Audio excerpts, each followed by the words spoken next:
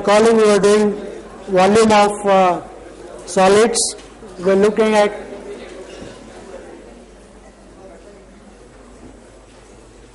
looking at solids of revolution and looking at their volumes. We looked at what is called the washer method. So let us just recall what is the washer method and what we do it.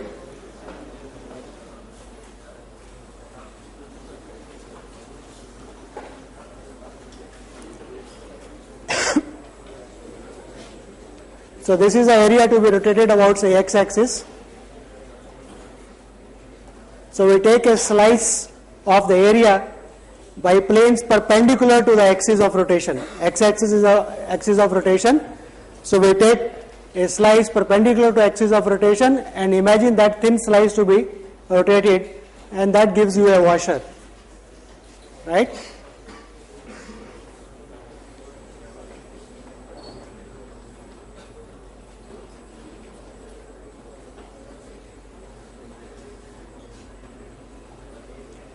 And the volumes of these washers you can imagine to be added up, and that is the integration. So when you add up these washers together, you get the total volume of the solid of revolution. So this is a visualization of adding up the washers.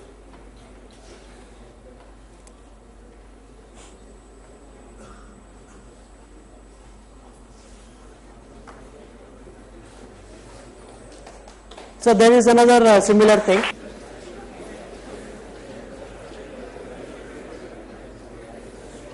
The basic idea to be, once again I repeat, the slice is by planes perpendicular to the axis of rotation.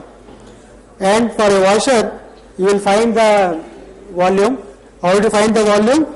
By looking at, this is a function f2, this is a function f1.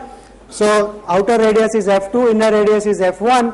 So pi f2 square minus pi f1 square gives you the area of the surface, right? The face of this washer. So that is the area of this face. This face, that area is pi f2 square pi minus pi f1 square multiplied by the thickness. So that is the thickness is dx. That is the volume of the thin washer, and add up all these volumes to get the total volume. So let us. So this is by taking slices perpendicular to the axis of rotation. There is another method where we take a slice parallel to the axis of rotation and rotate that thin slice. So this is called shell method. So let us just look at what is the shell method.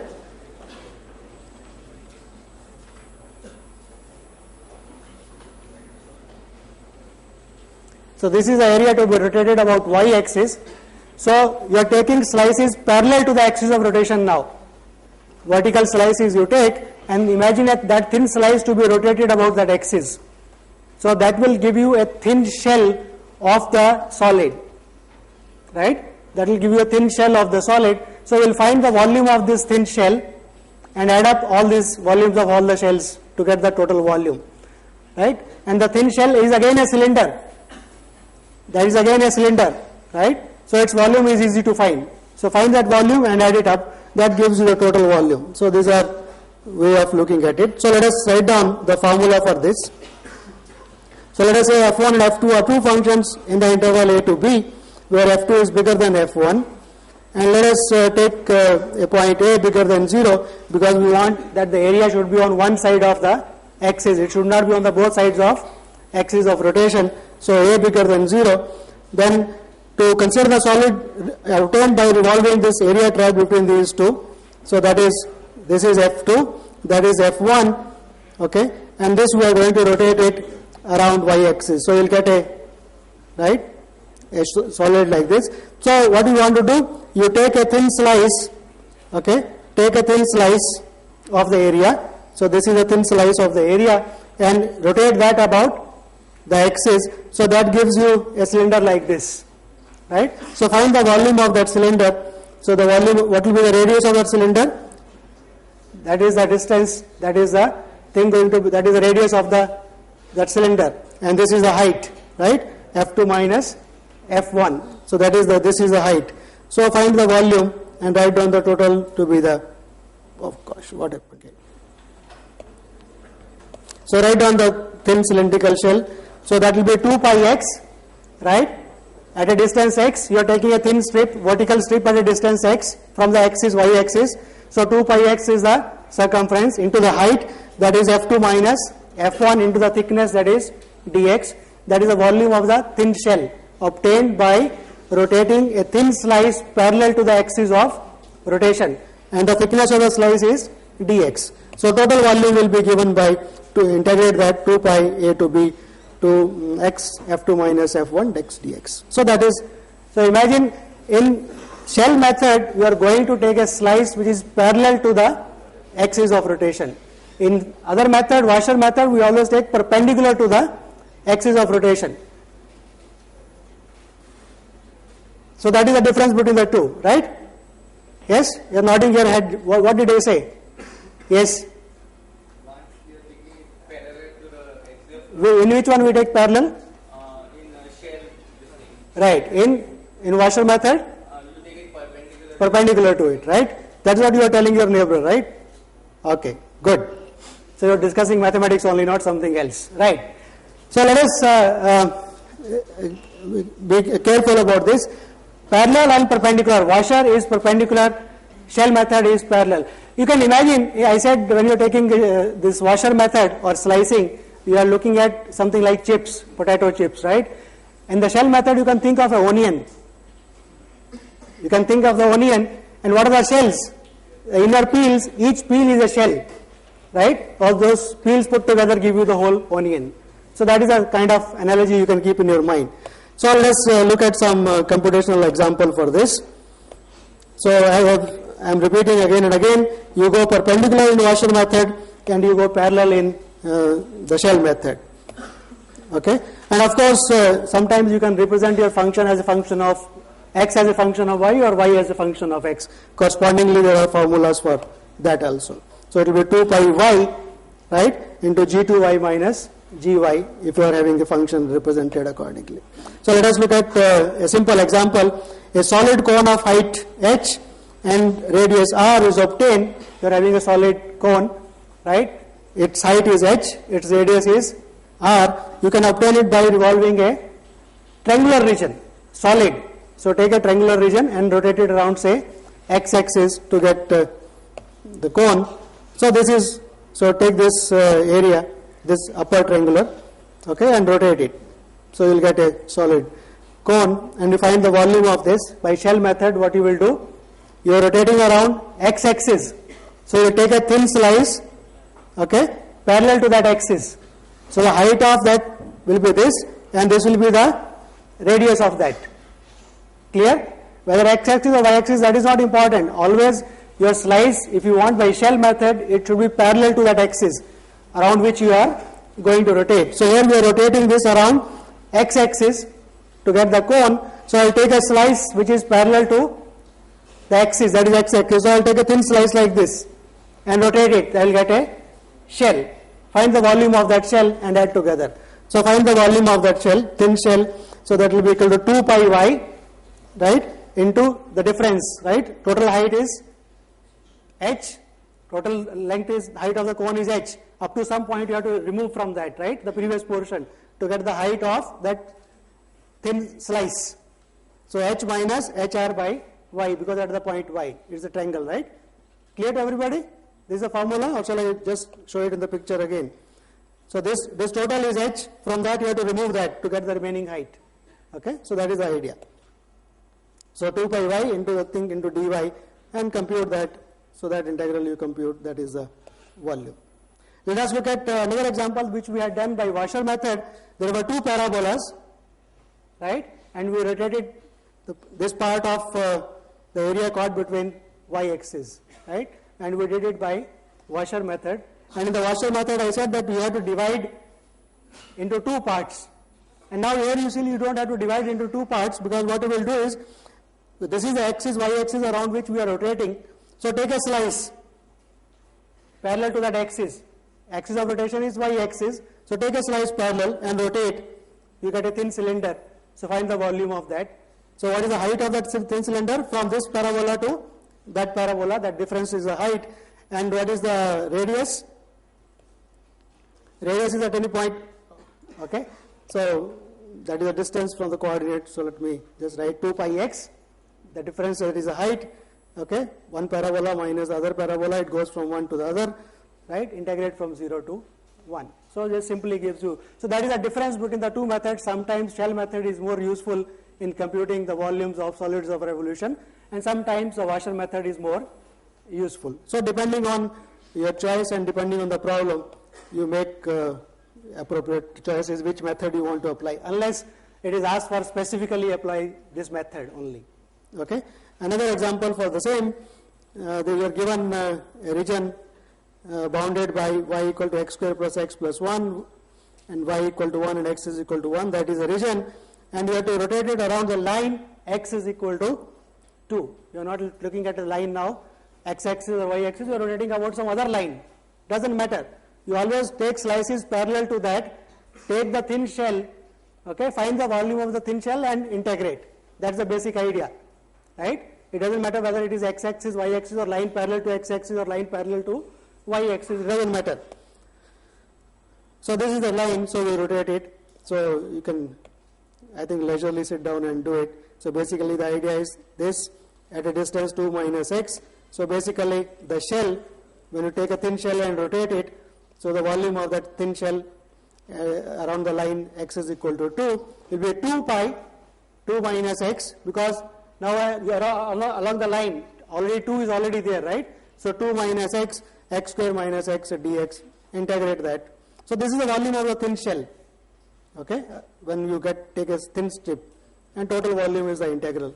So basic idea you should keep in mind instead of remembering is a thin portion of that, whatever process you are doing, you do it for a thin piece of that object, right? If it is by washer method, you take a thin slice, right, perpendicular to the axis of rotation, otherwise parallel. So one will give you a disc or a washer, other one will give you a shell, right? Find the volume of that thin disc or thin shell, whatever it is. Both are going to be cylinders or washers. You can easily find the volume of that and integrate total volume. So that is the basic idea of the. So with that we come to end of part 1 of our course, that is calculus of one variable. Okay. Okay.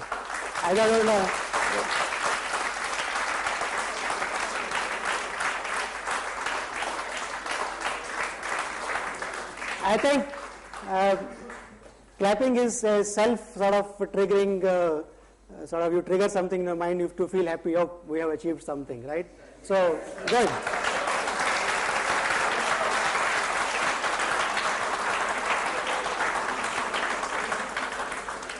So let me quickly revise what we have done in one variable, because this is a pattern which is going to come for remaining 2 parts of the lectures. Whatever we have done for one variable, we are going to do it for several variables and what is going to be called vector calculus. So let us quickly go through. The basic concept of calculus of one variable was limit. That was the basic concept throughout, be it differential calculus or be it integral calculus. Limit is the fundamental concept of calculus, right? Nothing moves beyond by other than limits. So we understood limit as it is a value expected of a function, right, by looking at the values of the function at points nearby it. So let me once again repeat caution. For a limit, the function need not be defined at that point. What you need, values of the function in a neighborhood of that point. Then only you can compute its limit. So that was the concept of limit, and this helped us to define various concepts. The first one was in differential calculus, the notion of limit gave you notion of continuity, and the basic idea was the value expected of the function is the actual value of the function at that point. So for continuity, the function has to be defined at that point, right? And then you ask whether the function, if it is defined at that point, whether the limit exists at that point or not. If limit exists, is it equal to the value of the function at that point or not? If it is equal, then it is continuity. And that gives you also notions of discontinuities, various ways that discontinuities can come. One is removable discontinuity, where left limit and the right limit both exist, right, and are equal but not equal to the value of the function. So that is a discontinuity which is apparent, kind of we can remove. Then there is a jump discontinuity, left limit exists, right limit exists, but they are not equal. So limit does not exist essentially, right? But the left and right limit exists, so there is a jump in the graph of the function. That is what geometrically it indicates. And the third is that the limit at that point does not exist at all, neither the left or the right or both. Even if one does not exist, the limit is not going to exist. So either left or right or both don't exist. That is what is called essential discontinuity for the function. In no way you can redefine, change the value of the function at that point to make it continuous. So that is basically continuity. And geometric interpretation is that you can draw the graph of the function, right, without lifting your pen from beginning to the end. And that continuity gave you very important properties. One was intermediate value property, right? If a continuous function takes 2, right, smiles come on today's quiz, okay? So if a function takes 2 values, a continuous function, then every value in between is taken. As a consequence, image of every interval is a interval. And then we strengthen that if the domain is a closed bounded interval, then image actually is a closed bounded interval. And that also says that function is bounded if it is defined, is continuous and defined on a closed bounded interval. It is bounded. Not only bounded, it attains its maximum value and the minimum value also. So that was the consequences of continuity. Of course, there was another property, namely there has to be a fixed point, and right, inverse function is also continuous if it exists, it is 1, 1 on 2. So there were continuity. Then we came to discontinuities. Of course, we have discussed properties of continuous functions. Then we came to the notion of differentiability. Essentially, it came from the geometric property of trying to draw tangent to the graph of the function at a point from there. So differentiability essentially gives you the slope of the tangent. So you can define the tangent at that point by looking at, you know, the point where you are trying to draw a tangent, and derivative gives you the notion of slope for the tangent at that point. That is differentiability. And differentiability has properties similar to continuity. And the important thing in differentiability was the chain rule. Like composite of continuous functions is continuous.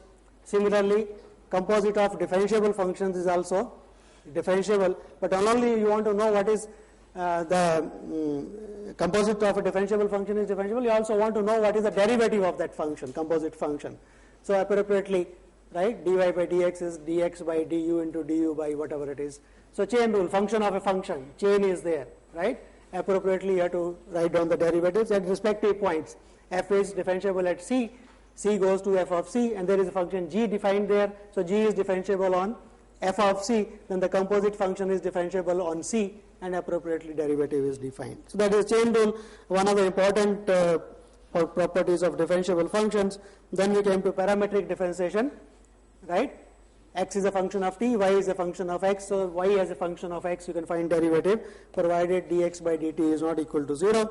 Derivative of the inverse function, like continuous functions, if a function is continuous, if a function is differentiable and 1, 1, then the inverse function also is differentiable at that point, and you can write down the derivative as 1 over the derivative of the inverse is 1 over the derivative of the function, provided derivative of the function at that point is not equal to 0. So that is derivative of inverse function. Then I stated something about implicit differentiation. We did not prove anything there. We pointed out there is a problem that a function fxy, capital Fxy equal to 0, right, is a relation between x and y. When does it define y as a function of x or x as a function of y? So there is something called implicit function theorem, which we'll look at when we come to functions of several variables, that ensures when it is possible to write y as a function of x and when you can compute its derivative. The essential idea is that dy by dx should not be 0, then you can do in a neighborhood of some point. So that is implicit. So for time being you assume. Then successive differentiation, if a function is differentiable, right, the derivative function exists in a neighborhood of a point c, then you can ask whether the second derivative exists at that point c or not. So be careful, the second derivative does not simply mean that first derivative exists at that point and second derivative. For the second derivative to exist at a point, the first derivative should exist in a neighborhood of that point, because second derivative is a limit, so it should exist in a neighborhood. And if it exists, then you say at the second derivative and so on. So n times differentiable, n times continuously differentiable, and so on. Then we had the Leibniz formula, later traits. Okay. Then we came to applications of differentiation to finding properties of functions, right? You are given a function If you know it is continuous, then you know its graph is not broken anywhere in the domain, right? Now if you know the function is differentiable, something additional is known, that means there are no corners in the graph of the function. There are no sharp edges in the graph of the function. But more than that, if you know something more about the derivative properties, only differentiability means there are no corners. But if you know that derivative exists in an interval a to b and has some further properties, namely derivative is strictly bigger than 0 or strictly less than 0, then you can say the function is strictly increasing in that interval or strictly decreasing in that interval. But keep in mind, it is always in an interval, not at a point.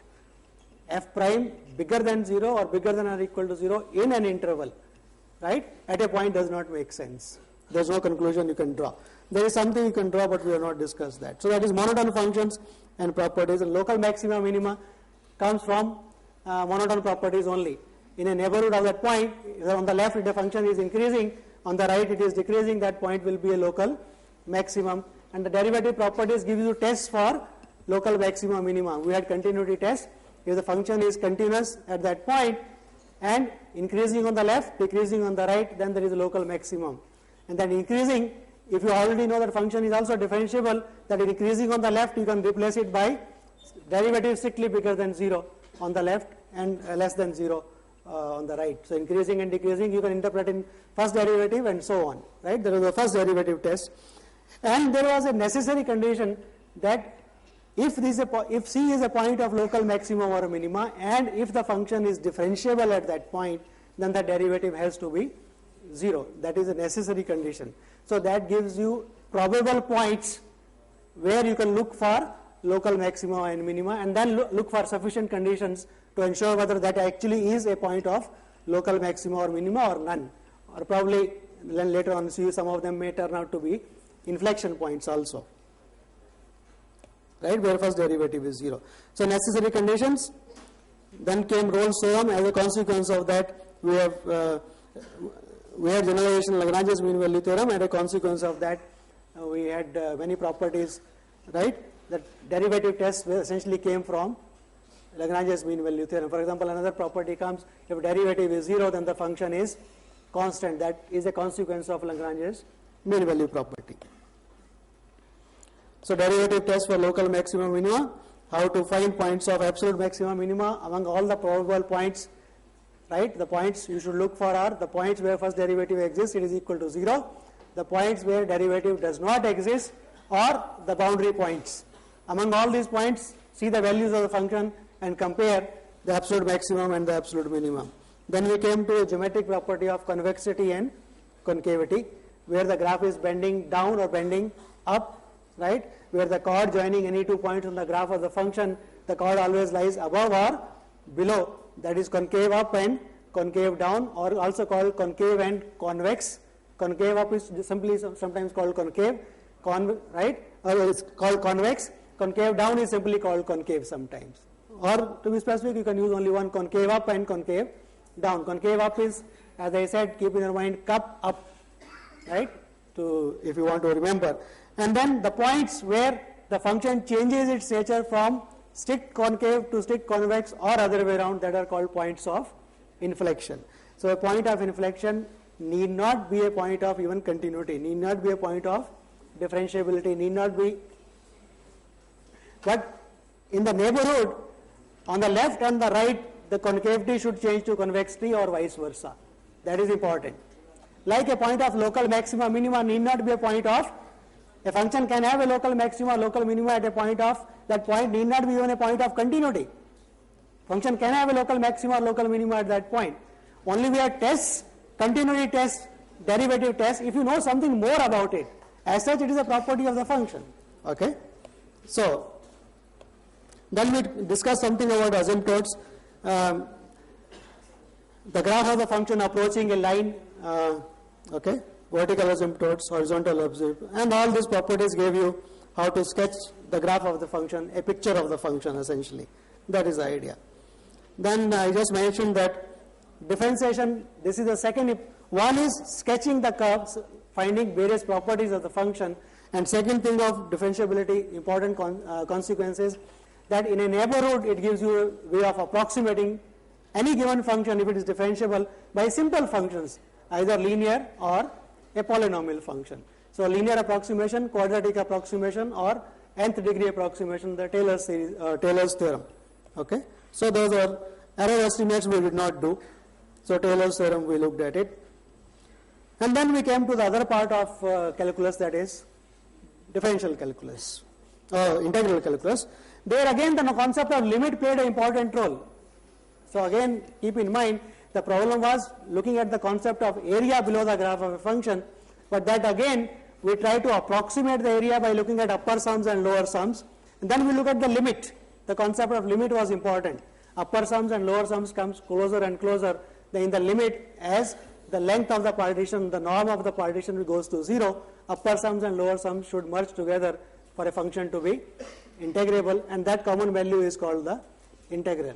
And for that we said you can look at a sequence of refinement partitions, because that gives you upper sums will be monotonically decreasing, and for a sequence of refinement partitions the lower sums will be monotonically decreasing. So they will converge positively somewhere, and if they converge to the common value, then the function is called integrable. And we said every continuous function is integrable. And once a function is integrable, if you want to find from definition what is the integral, then you take any sequence of partitions, not necessarily refinement partitions, right? You can take any sequence, find the sums, Riemann sums, or upper sum or the lower sum, and just take the limit, because all are going to converge to the same value. If you already know that the function is integrable, like say a function is continuous, then you know it is integrable. To compute the integral, you can take any sequence of partitions which become finer and finer. Norm goes to 0. Okay, so that is what of computation. Then we said algebra of integrable functions, namely integration is a linear process, right? Like differentiation, integration is a linear process, a linear operation. That gave you algebra, and the two method or the two calculus are related to each other by the fundamental theorem of calculus, right?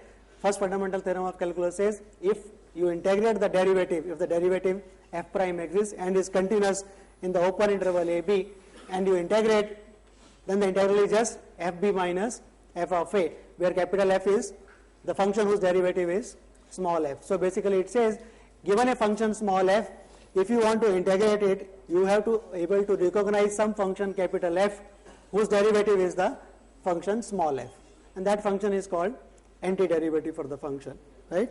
And then we showed that for a big class of functions the antiderivative exists, namely if a function is continuous and you integrate from a to x, that gives you a function capital X, capital F, that function is an antiderivative for small f. So that is only an existence theorem.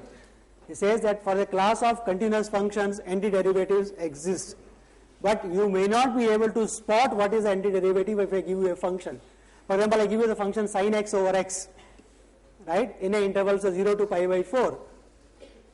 It is a continuous function in 0 to pi by 4. What is the integral? I know integral exists because it is a continuous function, integral has to exist, but I have no method of finding exactly what that integral is, because I cannot spot a function capital F whose derivative is sin x over x. For such things, approximate integrations come into picture.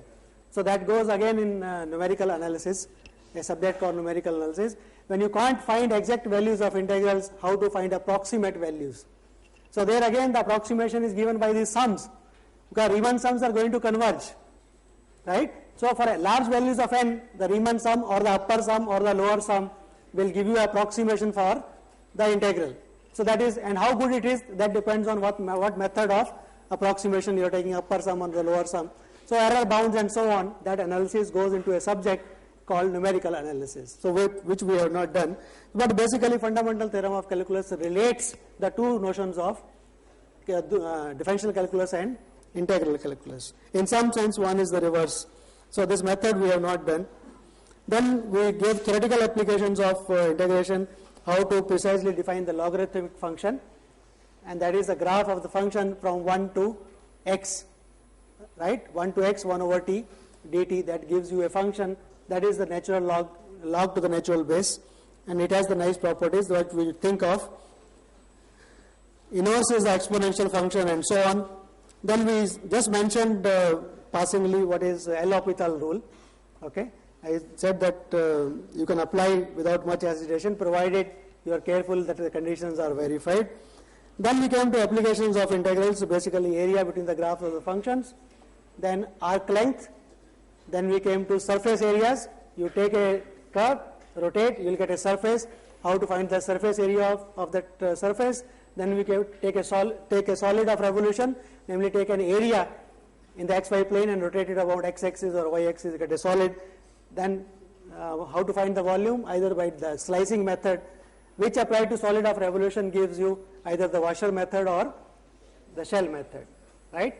So that is a quick glimpse of calculus of one variable. If you have still some doubt about calculus of one variable, you can ask me before I go over to the next portion. Any doubt in calculus of one variable in any topic till now? Instead of saying problem number 3, tutorial number 4, I don't want that kind of problems here now. Okay? L'Hopital is the conditions. You want me to repeat those conditions? See, basically I stated only one particular rule where you are approaching from the left, say A is a point, you are approaching the point A, right, from the left. X goes to a limit of fx over gx, but you find that it is 0 over 0 form, right? Then the derivative at that point should exist, okay? And the limit of the derivative f prime over g prime as x goes to a plus should also exist.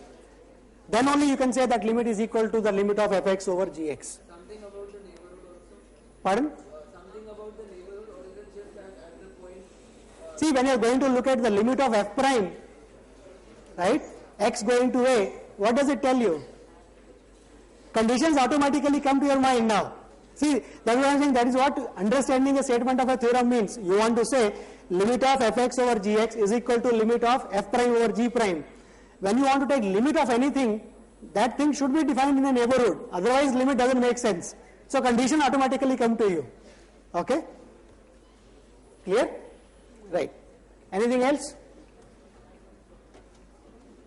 Nothing? Then I think, yes, good. Yes. So why is it that monotone functions have only finite number of jump discontinuities? Okay, so he has asked a question that why is it that the monotone function can have, Finite number of jump discontinuities. that is not fully correct, it can have infinite number of discontinuities.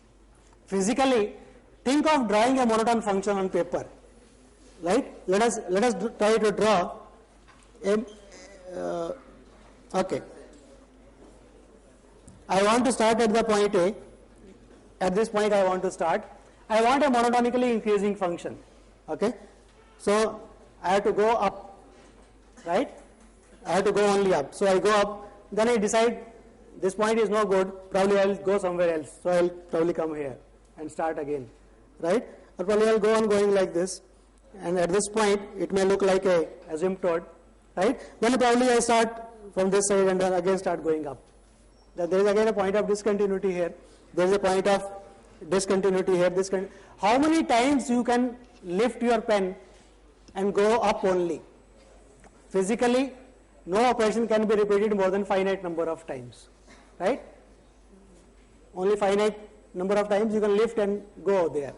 So probably that tends you to believe that for a monotone function, the number of discontinuities can be at the most finite.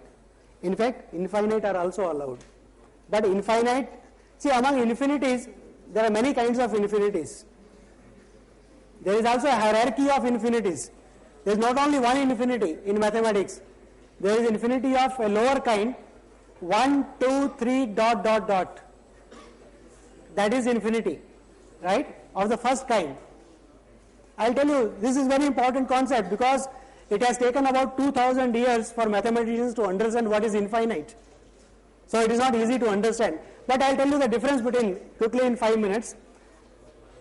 Think of, you believe that natural numbers are infinite, right? Because you cannot, your counting will not stop somewhere. Your counting will not end. So you think you will have to go on. So total number, all the number of points, set of natural numbers is infinite. Now let us look at how many even numbers are there. So now it is a story, okay? So let me not go anything further, let me just go to the story part. How many odd numbers are there? Infinite? Infinite by 2. No, not a bad answer. Infinite by 2. Yes?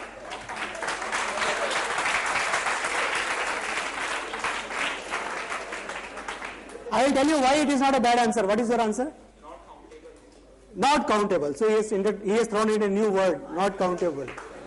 Yes?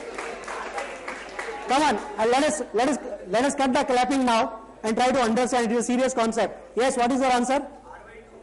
Pardon? What is R? What is R? No, now n by 2, what is n? It is a set, natural numbers is a set. N by 2 doesn't make sense. You see, that's what I am saying now. Now you see the problems. He said infinite by 2. What is infinite? You can divide one number by another number, one real number by another number. Infinity is not a real number. How do you define infinity by 2?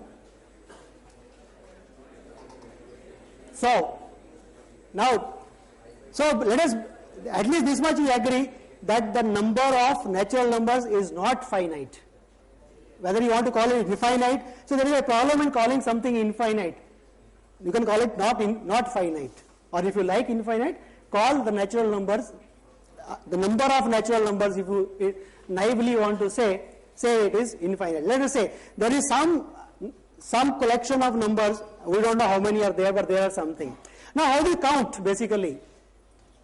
I give you a bag full of say coins, I say count. What you will do? 1, 2, 3, 4, so on. Once the numbers are, so what are you doing? How many students are there in this class? The correct answer would be to count the number of students in this whole class. Each student is given a roll number.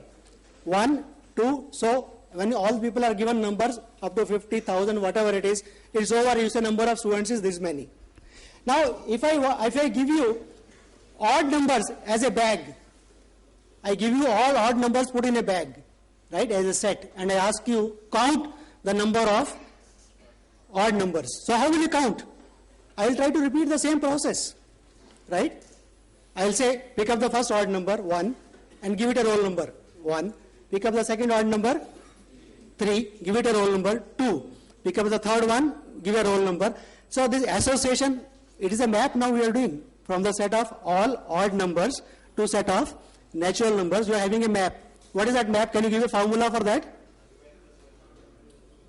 If the odd number is of the form 2n, then you know what is the natural number you should associate with. And this function is a 1-1 function.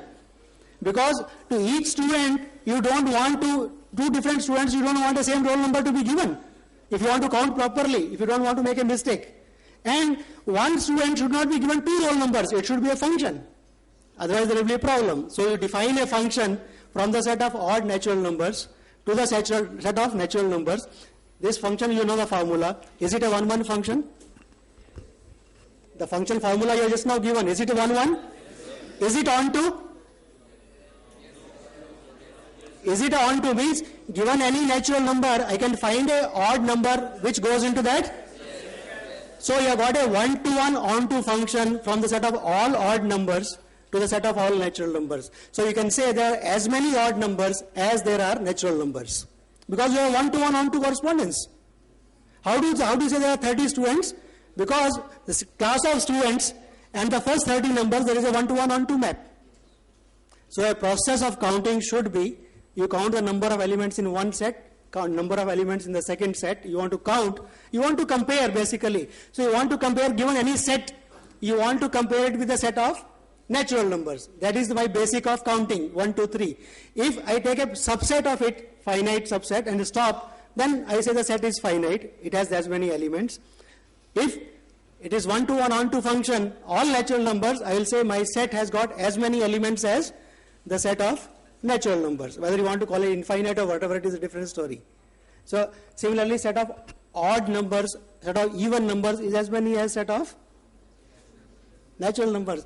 So you see, odd numbers is a proper subset of natural numbers. It is a subset of natural numbers and is a proper subset. It is not equal to. And this set has very nice property. A proper subset is in 1-to-1 correspondence with the whole set. That is infinite. That is the concept of infinite. Infinite is something from which if you remove as much as it is, still what is left is as much as it is. Right? From natural numbers, how many, whatever you want to say infinite, still I have removed infinite out of them, and still how many are left? Even, there are as many as there are to begin with. So that is for infinite sets or for any set, if you want to count, the process should be, there is a one-to-one map between the two sets, then you say this set and this set has got same number of elements. Right? Now somebody said countably infinite. So you say, let us say this word, the number of elements in natural numbers will say is countably infinite. You can count, but you have to go up to, in some sense, infinity. That is why the word countably infinite comes. Okay? So I come back to your question. There is a theorem which says if there is a monotone function, monotonically increasing or decreasing, its number of discontinuities can be at the most countably infinite. Not only that, if it is a monotone function, at every point the left limit and the right limit will positively exist. Because monotonically, say it is monotonically increasing up to a point, it is bounded by values at the other points on the right side. So it is monotonically increasing and bounded. So it has to converge. So left limit will exist, the right limit will exist for a monotone function at every point. The only possibility is the left limit is not equal to right limit. So a monotone function can have only discontinuities which are of the jump type. That is one conclusion. Intuitively very clear. And then one proves that these are as many as the set of natural numbers. They are at the most countably infinite. That is, one can prove it.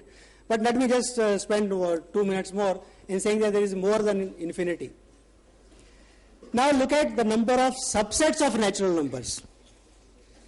If you are given a set of 8 elements, how many subsets are possible? Everybody knows the formula, 2 to the power 8. How do you count it? Empty set is one subset. Set of 1 elements, set of 2 elements, set of 3 elements, subsets of 4 elements, right? So you are going to choose 4 elements out of 8. So NC4 into 4 add up, binomial theorem gives you 2 to the power 8. That is a proof that a set of n elements, the number of subsets of it will be 2 to the power n. How many subsets are there of set of natural numbers? Right? You will say it is infinite because every singleton is a subset. Singleton 1 is a subset of natural numbers, singleton 2. So there are at least as many subsets as the set of natural numbers itself. So the collection of subsets of natural numbers has as many elements at least as the set of natural numbers. Are there more? Because 2 elements, 3 elements, 4, what happens to them? But still put them together, they will still countably infinite possibly. So there is a beautiful theorem. It says that the number of elements in a set is always strictly in a subsets of a set. That is called power set. The number of elements in the power set of a set is always strictly bigger than the number of elements in that set. For finite, it always makes sense. 2 to the power that thing is bigger than that thing. For infinite, what does it mean? It means if you are given an infinite set, then there are 1 onto functions from the power set to that, or from the natural numbers into the power set, which are 1 but which are not onto. So you cannot have a 1-to-1 correspondence between the set of natural numbers and the set of all subsets of natural numbers. That means you cannot have a proper correspondence, right?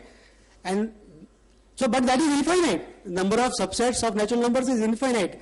In some sense, that infinity is bigger than the infinity of natural numbers.